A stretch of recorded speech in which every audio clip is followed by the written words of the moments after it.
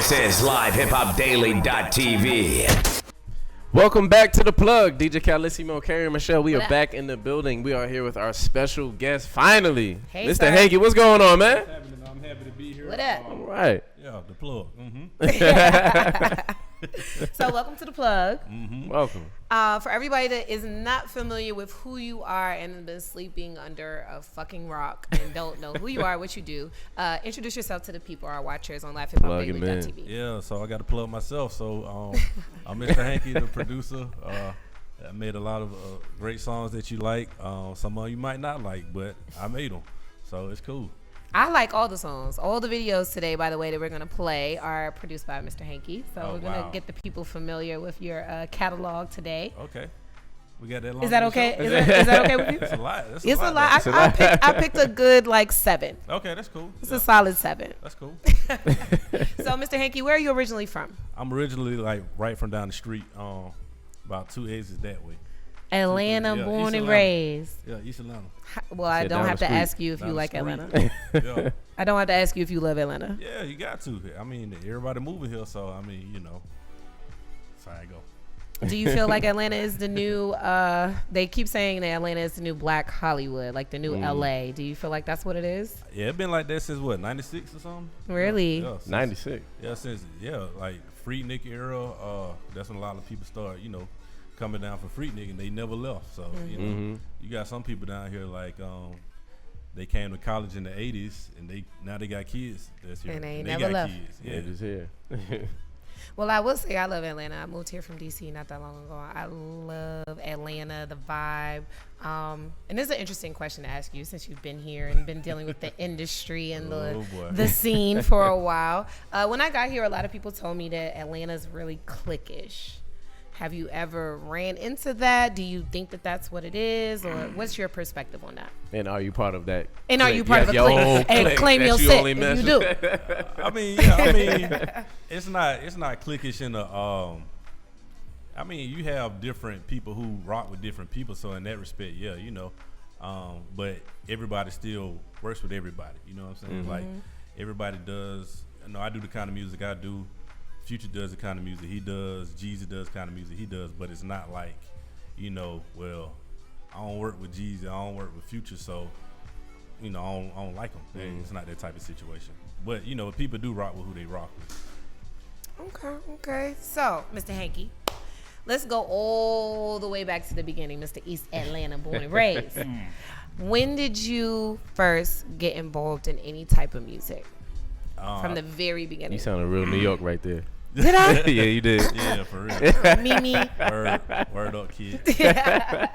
I've been involved in music since day one. My mom, she's a chorus director. Okay. And she played at church. So did my grandmother. My father's mother did. So I literally grew up on the pianos since day one, like in diapers. So okay. Yeah, so. That's what's up. So at what point in your career at what point in your life, since you've been around music your whole life, at what point did you say, this is something that I really want to take seriously and I'm really good at it. I want to take it seriously and take it to a whole nother level? It might have been when I was in college. I was in school to be a music educator, and I was working in the computer lab as a work study. They set up like all kind of new equipment. I think Cakewalk had just come out, Fruity Loops had just come out. So I was just basically in there, just pressing buttons and stuff, and figured out it wasn't as complicated as I thought it was. Right. And I just started making beats for people in the dorm, and that was it. Okay. You was messing with some stuff like, oh, this shit is hot. I was DJing too, so shout out to the DJs. Yeah. So it all made sense. So I'm not a producer. Cal's a producer. You're a producer. Question. And I keep hearing like everybody says like one software is better than the other. Shout out Pro. Why you take my question? Like I don't know. Everybody keeps saying that they prefer. I don't know what any of this means, by the way, Mr. Hanky. All I keep hearing is a lot of producers like to use Fruity Loops and not. Use Fruity Loops. You can use Logic. You use Reason. You can use. But I keep hearing the recurring Fruity Loops. What's your preferred program? Pro Tools. You can use. There's a whole bunch of different stuff. It really depends. I like Pro Tools personally. Pro Tools. Because it's easy for me to transfer the actual it's still the industry standard as far as, when you deal with different artists. Right. So it's easier to work with, send stuff to different artists for features or whatever. So I still prefer Pro Tools, but I do work on like Ableton, Fruity Loops, Logic. I even did some stuff on GarageBand. So it depends. It really depends on what you want to do. And 9 times out of 10, I already got the beat made in my head. Right. Okay. So it's already, it just was easier to get to. So you don't like to use Reason? I mean, only thing I don't like about Reasons is like, you got different sounds you can use, but everybody pretty much use the same sound. Yeah, you gotta dig through them joints. Right, you gotta dig through the sounds and find your sound. Since everybody using the same sounds, it tend to sound the same regardless. So like when you're producing, do you find it a hard time to like get exactly what you hear in your head to come out, or it just comes out like that? Like you just pretty much just spit it out, like comes out of your head. Yeah, it pretty much just come out at this point. But because I got a system now, so I already I know what sounds I'm gonna use. I've been using the same sounds for like the last 6, 7, 8 years. So I already know what I'm going to when I get there. So it takes me about 15, 20 minutes to put it together, and I'm done. It took a long time for me to like finally do that. It takes a long time for you to actually like get the exact sound that you hear in your head and like, this is what I hear. Because you end up doing that and you making completely different beat. You be like, all right, this is not what I heard, but I can work with this. Exactly. It happens. So when you're making a beat for an artist, so let's say an artist approached you and say, I want to get a beat from you, work with you, whatever, get in the studio. Now, do you go through a catalog of beats that you already have, or are the beats that you use with these artists custom beats based off of who the artist is at that moment? It's a little of both. Sometimes they want to do something straight from scratch. Then other times they just pull up. They just be like, hey man, just play something. I know you got something. And then usually by the second or third track, they pretty much know what they want. Okay. So you've been through an extensive catalog of artists, very successful records that you've worked with. Who's one artist that has stood out to you as far as work ethic wise? It's gonna sound crazy, but I say honestly, like people like Soulja Boy and like Waka Flocka. Okay. Because they literally go off a vibe. You know what I'm saying? Like. And you could tell it like they literally just having fun. So, they go in there and just do what they do. In some kind of way, it always works. A lot of people don't like it because they say they aren't lyrical enough. But for what the message they're trying to get across is perfect. Sometimes it don't take a hot 32 bars and metaphors every other line to get a point across.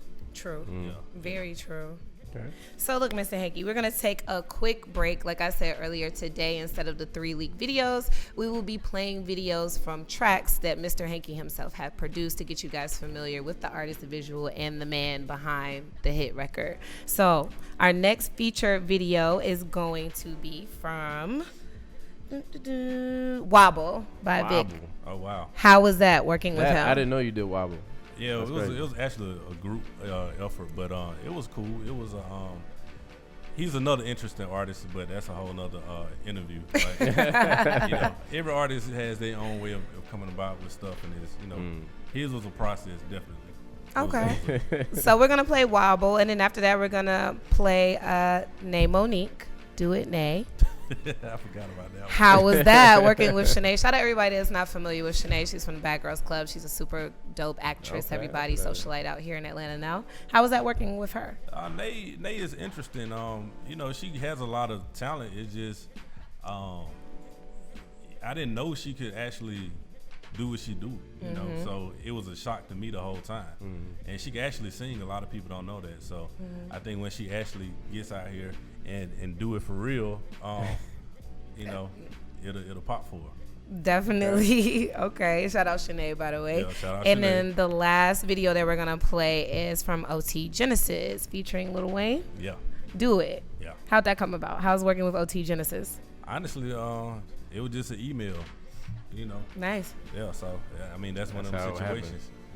He was like, "Yo, send me something," and I sent him something, and that was the last thing I think he was gonna pick, and it came out dope. Okay. Well, we're going to get into those 3 videos next. And then when we come back, we got a little segment that I like to call Truth or Truth. Cal, you want to explain the segment, how this works?